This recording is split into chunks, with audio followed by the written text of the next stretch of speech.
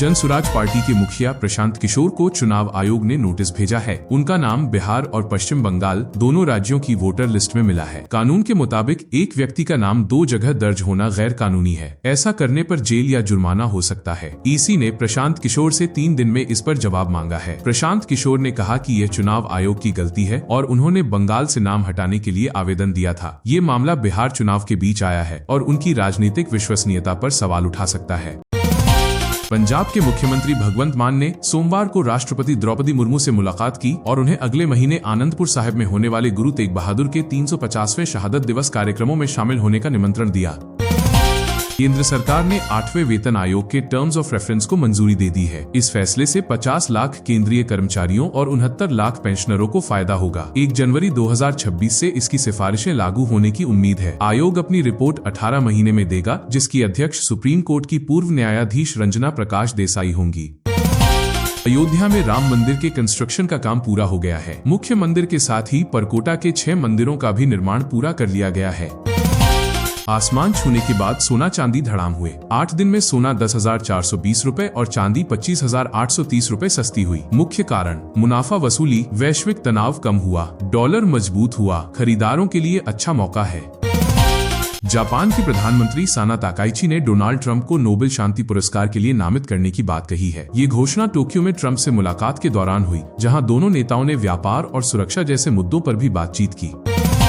दिल्ली नगर निगम के 12 वार्डों में होने वाले उपचुनाव की तारीखों का ऐलान हो गया है। वोटिंग 30 नवंबर को होगी। नतीजे 3 दिसंबर को आएंगे। नामांकन 3 नवंबर से शुरू होगा। ये चुनाव दिल्ली की राजनीति में अहम माने जा रहे हैं।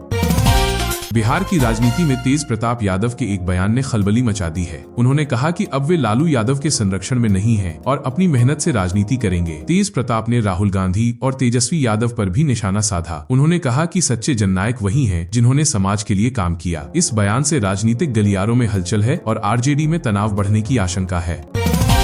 बिहार की राजनीति में बड़ा बदलाव। लोजपा रामविलास प्रमुख चिराग पासवान ने ऐलान किया कि एनडीए की ओर से मुख्यमंत्री पद का चेहरा नीतीश कुमार ही होंगे। उन्होंने कहा, मेरे सभी विधायक नीतीश कुमार को ही मुख्यमंत्री बनाने के लिए वोट देंगे। चिराग ने महागठबंधन और तेजस्वी यादव पर निशाना साधते हुए कहा कि आरजेडी मुस्लिमों को सिर्फ वोट बैंक की तरह इस्तेमाल करती है। साथ ही उन्होंने कहा कि 2030 में वे खुद मुख्यमंत्री बनना चाहेंगे। उनका लक्ष्य है बिहार फर्स्ट, बिहारी फर्स्ट।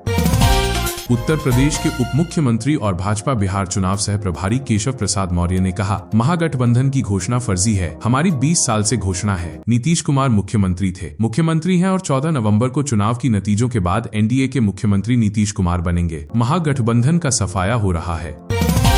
अनंत सिंह इस बार मोकामा से जेडीयू के टिकट पर खुद चुनाव लड़ रहे हैं। उनकी पत्नी नीलम देवी पिछले उपचुनाव में जीती थी, लेकिन अब अनंत सिंह केस से बरी होने के बाद मैदान में हैं। उनका कहना है कि पत्नी घर और बच्चों के कामों में व्यस्त रहती थी, इसलिए जनता को पूरा समय नहीं दे पाई। उनका मुकाबला आरजेडी से बाहुबली सूरजभान सिंह की पत्नी वीणा देवी से है। शेयर बाजार में शानदार तेजी देखी जा रही है। सेंसेक्स 400 अंक ऊपर चढ़कर कारोबार कर रहा है, जबकि निफ्टी में 145 अंकों की उछाल आई है। आर केबल और रिलायंस इंडस्ट्रीज जैसे शेयर अच्छी तेजी दिखा रहे हैं। उत्तर प्रदेश के सीएम योगी आदित्यनाथ खालसा पंथ के संस्थापक श्री गुरु गोविंद सिंह जी महाराज और माता साहिब कौर जी के पवित्र जोड़े साहिब की चरण सुहावे गुरु चरण यात्रा के स्वागत हेतु आज लखनऊ में आयोजित कार्यक्रम में सम्मिलित हुए। इस दौरान केंद्रीय मंत्री हरदीप सिंह पुरी भी मौजूद रहे। कर्नाटक के मंत्री प्रियांक खरगे ने असम में सेमीकंडक्टर उद्योग के लिए युवाओं की प्रतिभा पर सवाल उठाया। असम के मुख्यमंत्री हिमंत बिस्वा शर्मा ने इसे असमिया युवाओं का अपमान बताते हुए खरगे को अव्वल दर्जे का मूर्ख कहा और उन पर केस करने पर विचार कर रहे हैं। खरगे ने पलटवार करते हुए कहा कि उनके बयान को तोड़ मरोड़ कर पेश किया जा रहा है। यूएस टैरिफ टेंशन के बीच भारत चीन के व्यापार संबंध सुधरे हैं और वित्त वर्ष 2025-26 की पहली छमाही में भारत का चीन को निर्यात करीब 22% बढ़ा है। रिपोर्ट्स की माने तो अप्रैल सितंबर 2025 में चीन को भारत का निर्यात 8.41 अरब डॉलर रहा है। ये पिछले वित्त वर्ष की पहली छमाही अप्रैल सितंबर 2024 के 6.90 अरब डॉलर से 22% के आसपास की बढ़त दर्शाता है।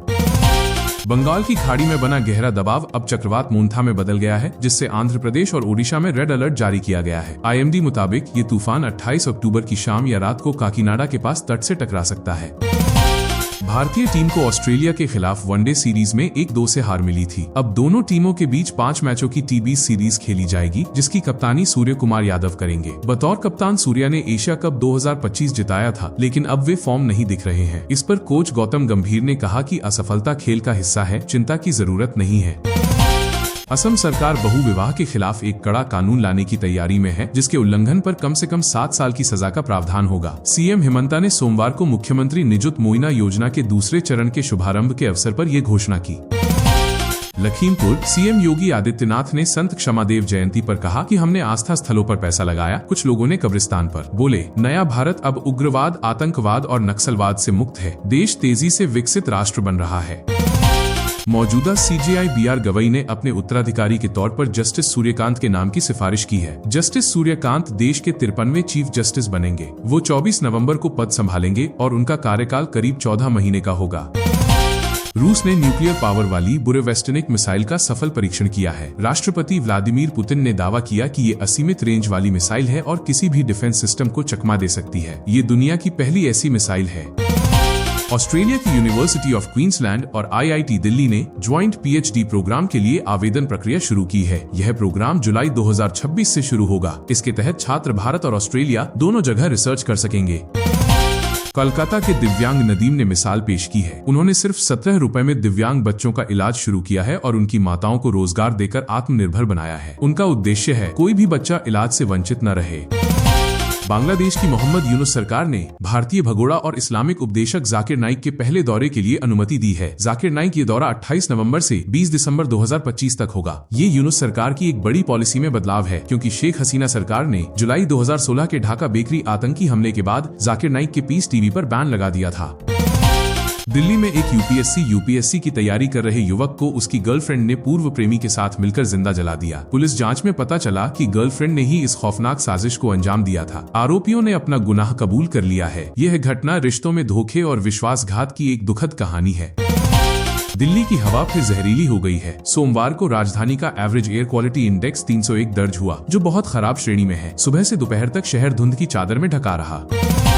पश्चिम बंगाल सरकार के लिए सोमवार का दिन बड़ी जीत लेकर आया। सुप्रीम कोर्ट ने केंद्र सरकार की उस याचिका को खारिज कर दिया, जिसमें कलकत्ता हाई कोर्ट के आदेश को चुनौती दी गई थी। हाई कोर्ट ने राज्य में मनरेगा को दोबारा शुरू करने का निर्देश दिया था।